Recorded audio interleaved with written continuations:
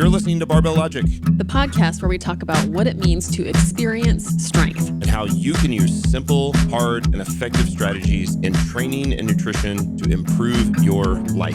It starts with meeting you where you are right now and finding lasting solutions. Welcome to the show. Hello, everybody. Hello, welcome to the Barbell Logic podcast. Welcome to Beast Over Burden.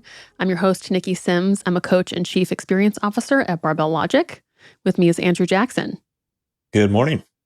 Good morning. Andrew is also a coach, and he is the chief operations officer at Barbell Logic and the product manager for Turnkey Coach. Nice to be with you today. Excited about being back. Spring, finally. Actually, I don't know if it's technically spring yet, but it sure feels different when the clock jumps ahead. Yeah, definitely digging daylight savings time. That's been wonderful.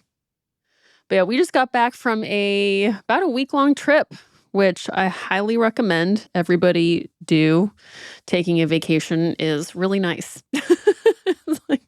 Get super caught up in working and training and just like into the grind, as they say. And man, it's refreshing just to step out of it for a moment. It only will make you appreciate things more, in my opinion. So welcome back to the office.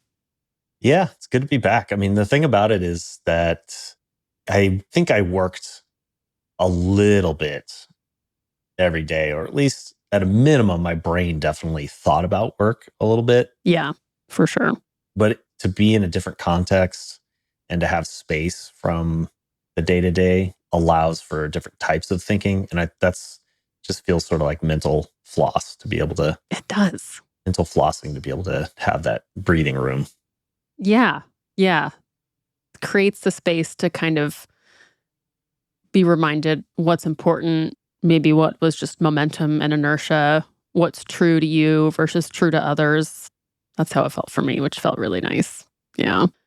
But we also were able to work out the whole time. And that was like a huge value add for our vacation specifically. We worked out every day. We had this amazing gym we were in Cabo San Lucas, and we had this gym that had a squat rack with potentially the lightest barbell in the world, but it had a squat rack with plates that were in kilos. And the best part is that it overlooked the Pacific Ocean, and there were whales all the time. Like, you could pop your head up between sets, and very likely you would see like a whale poof or a whale jumping out of the water. And that was so magical just to have, instead of looking at a screen or staring around the gym at other people between sets, you just got the sun and ocean and nature. And it was just one of my favorite things. Yeah, I think the topic of conversation that we wanted to hit on was that often vacation becomes a reason people can't train, or at least they feel like they can't train. And I think it'd be interesting to talk about benefits of maybe the why first, training, or at least whether or not you're doing exactly what you normally do. I still like to think about, I think I've called it train every day kind of mindset. Not because you are setting PRs every single day, but that if you kind of think about every day as you're training, you bring a little bit of a different intention to your day. And that doesn't mean everything has to be perfect. It's just that you're making training decisions, whether you like it or not, assuming training is part of your life. I think both of us have prioritized training, and we've also experienced the frustration. I think maybe you have some words on this, of programming for clients when they go on vacation, and then the program, nothing really happens. I do, yeah. I get requests for hotel workouts, which they require just thinking outside the box, try to make them fun. And I appreciate that people want to train, but very low compliance. Yeah. For hotel workouts. And I get it, because you're on vacation. That's not why you're going somewhere. You kind of have to squeeze it in. You're managing your calendar with other people. Sometimes your schedule is really not in your control, and you have to go to this probably crappy hotel gym in the basement next to a weird pool. The color of the water is green, and you're like, I don't really want to be down here. Dumbbells only go up to 40 pounds. And, right. Yeah. It doesn't feel like it's worth it. But yeah, I think it's worth us talking about how it really can be worth it. So yeah, maybe the whys and the hows of training while travel. We've had situations where our schedules will be tight, but we will work it into our schedule for work. And then even when we're doing a personal vacation, what's your first why? This has really shifted for me in the last 4 years, especially post COVID. I think we've talked about this before several times, but pre COVID, I would say that if I couldn't get access to a pretty legit black iron gym, I just wouldn't train. In my mind, it was very binary that I needed to be doing one of the big four, relatively heavy. And then if I was on a program that was, had some sort of linear progression, that if I wasn't going to continue that progression, I would pretty much write the week off or however much time I was traveling Right. and consider it a lost week and come back and sort of do a little reset and maybe a mini linear progression back. Just very purist, barbells or nothing. Yeah, I would say the reason is that I didn't have a good why for training if it wasn't like that. My whys were very clear around adding weight to the bar and doing the big four. But if I couldn't do that, I didn't have a reason why. And I think what changed over the course of COVID, and definitely some of the research that's come out in that time, or at least it's become more clear that the amount of weight and volume needed to maintain your muscle mass and your strength is significantly lower than what's required to add muscle mass or build strength. Right. Yeah. When you've trained for a while, it takes a long time to lose what you've worked on. And that also means you could still train without it being the same, like high intensity. Is that what you're saying? Well, training advancement, I just want to clarify. Yes, I do think it takes a while to lose muscle mass. However, I think the rate of loss increases as you age. Mm-hmm. So I don't know if you've noticed this with older clients, but if they take a week or two off, it's a pretty big setback. Do they still have muscle mass? Absolutely. It's more that the amount of intensity and volume to sustain your muscle mass, like just to hold on to what you have, is less than what it takes to add. I don't know if I just am saying what you meant, but what I thought I heard you saying is that you lose it slower, but I'm not saying that. I think you actually lose it relatively quickly as you advance. Imagine if you did nothing for a week, or, if you ever break your arm and it gets put in a cast, how quickly your muscles atrophy. That I'm saying is pretty quick. But what we saw over the pandemic was people that just, even if they were lifting dog food bags or body weight stuff, came back much faster than those that did nothing. And that's showing more and more in the literature that to maintain muscle mass and strength, you can work out at half the volume, 50% of the intensity, and your body will at least have enough of a signal to say, okay, I need to hold on to this. I'm not going to start going pure catabolic on the muscle. It's the use it or lose it, maybe, is the simplified version of that, which we've all heard for years. Yeah. But it's just became much more clear, much more concrete of a why in my brain, that even if I can't get access to, the nice black iron gym, I can get, in the grand scheme of training, an extremely important workout. I would maybe even argue more important of a workout during that time than if I'm perfectly hitting every single workout in my, ideal conditions. Does that make sense? Why is that? Because I think those setbacks have a more impact on long-term gains than any individual workout. Yeah. So if I were to take a full week off, that might cost me the equivalent of, it's going to take 2 to 3 weeks to get back to where I was, maybe even longer. I think you would slip right into andropause, honestly, during that week. Yeah. If not worse. I might go full into menopause. So now for me, when I go on away from the ideal conditions for a week, my why is super strong. I'm like, I want to do something. Yes. I mean, and this is just kind of my mindset in general that's shifted as I've trained longer. I will always want to do something over nothing. Yeah. Like that's what's become binary for me. It's flipped. Instead of the all or nothing barbell training, it's all or nothing, something over nothing. And it feels good. Like, it feels so good to go on a long walk, to do some intervals on a bike, to lift some dumbbells, like to do some squats. Like, we've talked about this before. The first couple minutes in the gym, the first few reps, they don't feel good. Yes. But then it's 100% likelihood for me, at least, that it will feel good. And I really like feeling good. Yes. I don't know. I guess that's not for everybody, but I will choose that. Well, we talked about this. This trip was also, in front of it was a 4-day work trip. Yeah. It was 11 total days on the road. And the first did we do one or two training sessions where we had to go find, what was it, LA Fitness or something like that. Yeah. I think I did one or two, one hotel workout, maybe two, and then we went to an LA Fitness. Yeah. Yeah. So as soon as I got done with that session, we had this conversation where it was like, I don't know how many people have been able to get to a point where they've trained long enough that it doesn't actually feel good for a while in the workout. Like, so I started warming up my squat and it felt terrible. Like, I would go so far as to call it painful.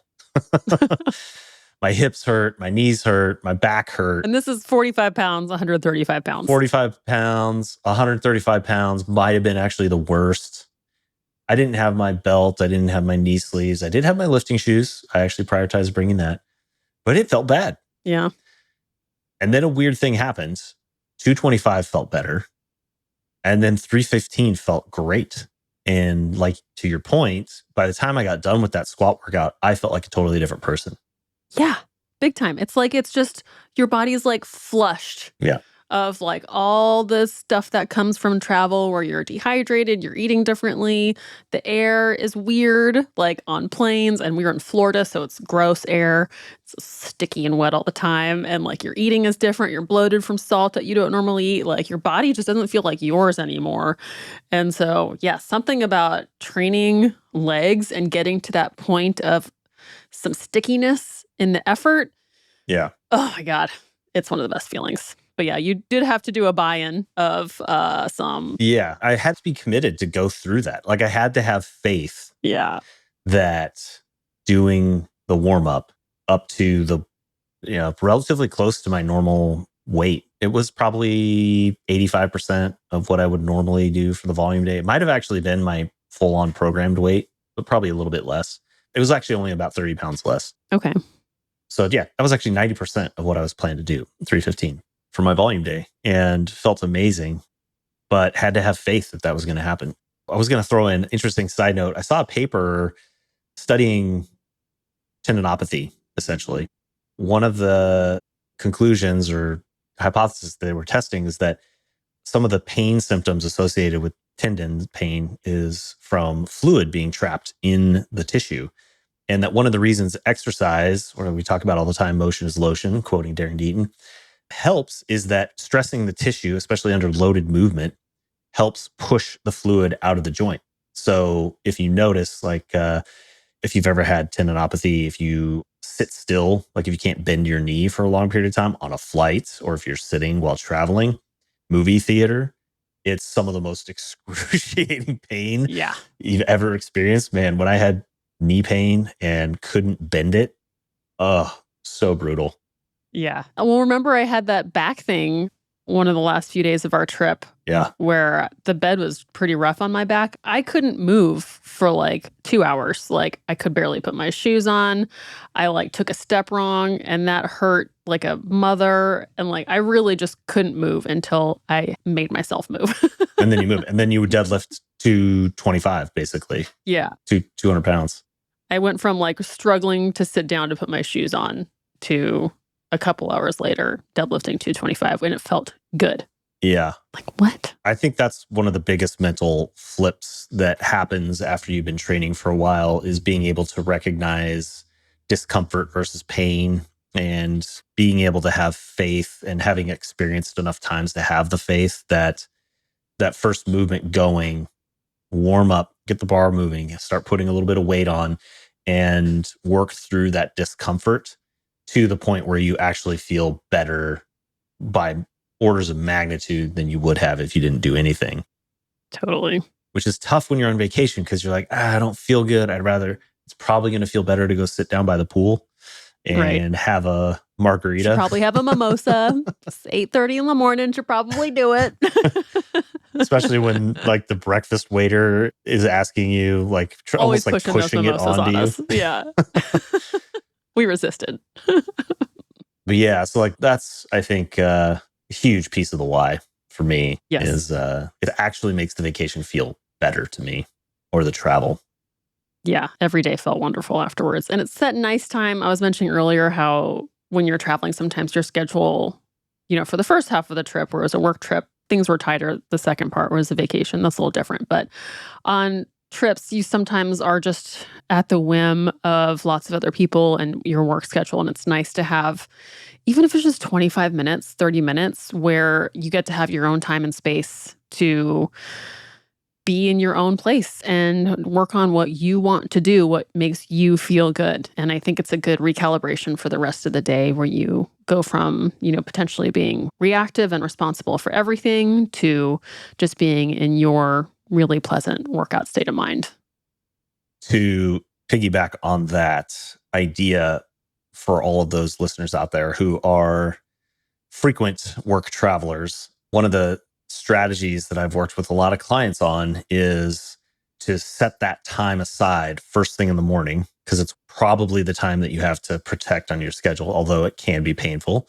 You might have to set the alarm clock a little bit early, but commit to that 20, 25 minutes of, even if you don't consider it training, but getting kind of hot and sweaty, move some weight, move your body, not only because that's going to feel better and you're probably going to be in a better state of mind having that alone time and just kind of getting your body going. But I've also found that that gives people a why for making better decisions the night before. Because if you've ever been on those work trips before, you know that you often end up at the bar at the end of the day after the meetings and you're having, you know, a cocktail, and maybe you can have one and still get to bed at a reasonable time and have a good night. But what will often happen if you don't have a reason to get up early the next morning, or if you don't have that self accountability to get up early, like even earlier, one turns into two, three, four, five. And now you've got a terrible night of sleep and you feel even worse the next morning. There's a bit of a ripple effect. That's a bit of that kind of like training every day. It doesn't mean you have to be perfectly training, but still making decisions every day that are kind of supporting your training goals. Yeah. Logistics around that are seeing if your hotel has a gym, go to their website, look at the pictures of their gym, see what they have available. You've become really skilled at this. I've become very good at stalking gyms. I know a lot of people are, but what I'll do is I'll look at the hotel and look at the fitness center, or then I'll just Google the hotel and gym, see what images come up. And that's how I'll initially pick a hotel. Or I'll just go to Google Maps, pin in the address of our hotel, and then search nearby for gyms. And then I look at all the photos and see what the options are. So it takes a little bit of detective work, but it's really not that bad. If I can do it, you can do it. It's worth it to do that ahead of time instead of doing it while you're there. If you do it while you're there, it's another friction point that is sometimes enough to just be like, screw this. I don't need to do it. Yeah. There used to be a time where I had more sympathy for people traveling, to be like, okay, yeah, all right, I get it. Let's just take a break from training. In 2024, with, iPhones, Android, whatever your device of choice is, Google Maps and Uber, No mercy, folks. I can't think, no mas. I can't think of a time that we haven't been able to find a gym within. Oh yeah, not to mention the explosion of CrossFit. Yeah.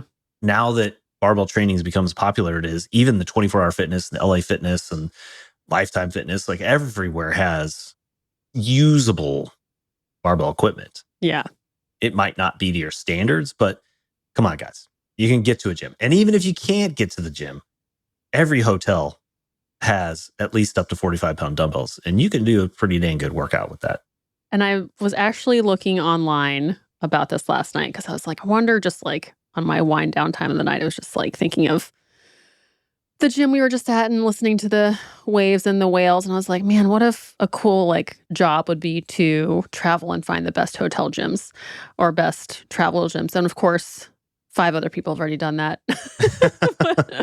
I'm trying to look up the name of the website, but it's something like Travel Gym or something wonderful. And whoever created it just has a list of great gyms in cities or whatever when you're on the road. So it's totally doable to find great gyms nearby. We'll have to put the link in the show notes. Yeah, I'll have to find it again. But yeah, it seems like a really fun thing to do.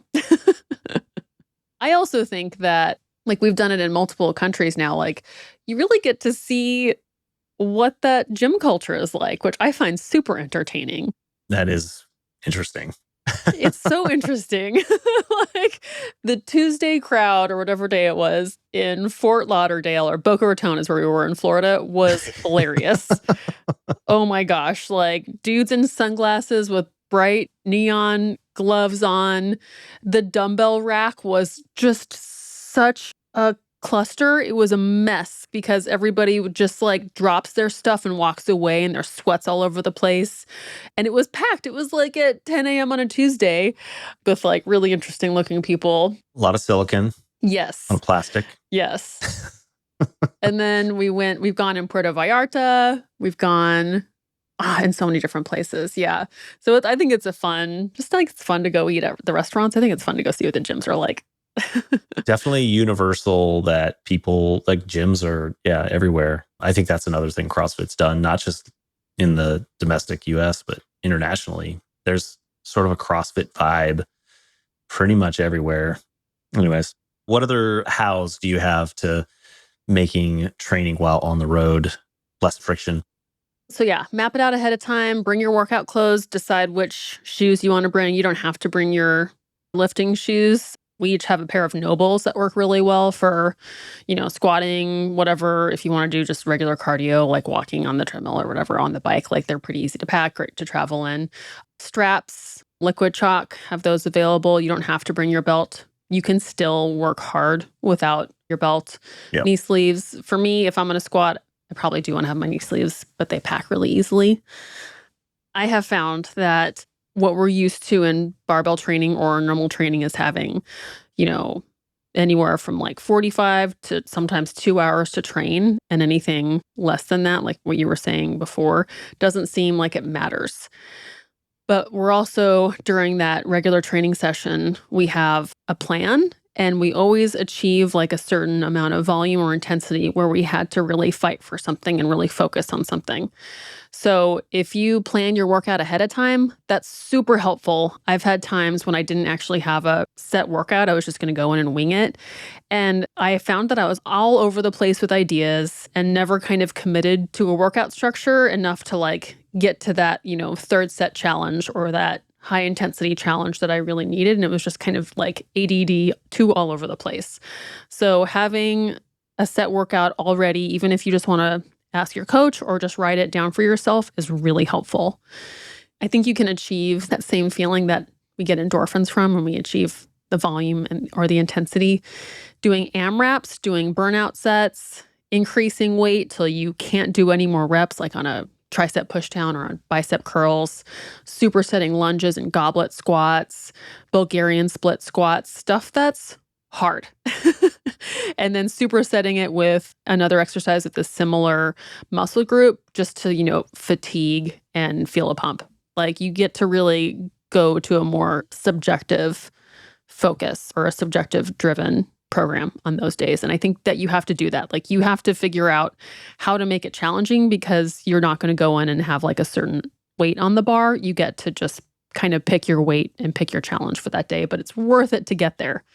Because I think if you don't get into that zone, it doesn't feel worth it. And you don't get what we were talking about earlier, that good kind of endorphin flush. I think letting go of the weight, whatever the number of pounds or kilos or whatever, is very important because one, you have no idea what things actually weigh if you're at a strange gym. Yeah, some 45 pounds are not 45 pounds. And if you go to 24-hour fitness, they might say they're 45 pounds, but they're, who knows, 30 pounds. Yeah. Go set your PRs at 24-hour fitness Costa Mesa. With the Alico Plates and barbells, they are magic. But I definitely let go of what the weight is on the bar. I try to keep track of it if I'm using barbells just to have some kind of semblance of an idea, but I don't actually care what the number is. I'm much more interested in getting relatively close to failure in something that takes me between 4 and 12 reps. 4 because I want to make sure that it's not so heavy that I'm struggling to maintain good technique, and I want to be able to fully exhaust all of my muscles, which I think is harder to do in less than 4 reps, especially if you're doing accessory movements or single joint movements. If you're doing like a 1 to 3 RM on dumbbell curls, Yeah. No. or something like that, or cable curls, it doesn't work super well, but I'll just keep adding weight, almost like warm-up sets. If I put a weight on and if I can do more than 12 reps, I just stop and I'll go to more weight. That's basically my warm up until I'm hitting failure in probably less than 10 reps. And I'll do a set or 2 of that, call it a day. And that's kind of my mindset there. I don't really try or care as much about doing sets across when I'm traveling. I'm more just like, Yeah. get up to failure for a set or 2 within that kind of rep range. And that usually feels pretty dang good and kind of gets me through the kind of travel, yuck feeling. Yeah. And you have a little more wiggle room with your schedule there. Yeah. Cause you're not trying to find what feels like the prescribed weight of the day. You just kind of keep going up in weight. You're like, okay, Yeah, we're good. exactly. Yeah. So more like ascending sets. I do like supersetting. Yeah. I tend to actually prefer doing antagonist muscles rather than the same muscles. So like I'll do curls and push downs or something like that. So I'll do triceps and biceps. No particular reason other than it just kind of like feels like I get the whole arm faster. And, just reduces the number of exercises. I don't think that's optimal for hypertrophy. Again, none of this is optimal for hypertrophy, but this is more just like, how can you get through a workout in 20, 30 minutes? If you're supersetting, you can get through 3, 4, 5 exercises, assuming you can get the equipment lined up. That tends to be one of the challenges. If not, I recommend a drop set. Drop sets are so good. You might do 1 or 2 warm-up sets with something, let's say like a lat pull down, and your goal is to hit somewhere between 35 to 40 reps. Start heavy, something you can get like 6 to 8, 10 reps. Yeah. And you go till just about failure, and then you quickly reduce the weight. Do another set. That second set is freaking hard. Yeah. And then you drop the weight again after you've almost gotten to failure. That third set is really hard. And then you keep dropping until you want to die. And you just get so much done in that set of, 30 to 40 reps. And, by the end, you're just like, okay, I'm done. I'm done with this one. That would be really good for getting the pump, I think. I think I'm too lazy to do anything more than 12. I'm kind of like, That's my whole rationale. Is like, if I can get to failure in less than 12 reps, I'd way rather do that than 30 reps or, But you just do one set. So instead of doing, 3, 4 sets of something, you do one big set without the rest. Fair enough. Yeah. Well, the other thing I use is there's 2 different approaches that I have, depending on the frequency of my training. If I'm going to be getting less than 4 workouts a week, if it's like 2 or 3, then I'm going to prioritize a full body session. And my framework for full body session is something that bends the knees, something that bends the hips, something that bends the elbows, and something that bends the shoulders. Nice. And so I'll just kind of cobble together 4 or 5 exercises that do those things. I like that. Simple, hard, effective. Yeah. If I'm going to train more than, if I know I'm going to get 3 or 4, and I'm pretty confident about that, then I'll keep an upper lower split. And I'll just do one that does everything from the waist up and one that does everything from the waist down. And that's kind of how I go through things. I think the full body workouts feel better for like vacation mode. Yeah, totally. Because you get the full body pump, but they're sometimes a little bit more time intensive or, logistics intensive. So there's trade-offs there. Yeah. But that's really the key for me. Awesome. Well, next time you're traveling, you don't have to do any of this, but we suggest you do. I hope this helps so you can, feel good while you're traveling. And that seems to be worth it. And then when you get back to your normal training, you'll never know if you would have felt this much worse or this much better, but you maintain your conditioning. And I always believe it feels better to have done something rather than nothing as you get back into training. The snapback will be much faster too. We didn't go into the whole body composition feel and just spooling back up into your training on the other side, but that is way smoother, in my opinion as well. But yeah, for sure. Love it. Well, thank you, Andrew. Thanks for listening, everybody. We will see you here next week on Barbell Logic. Bye-bye.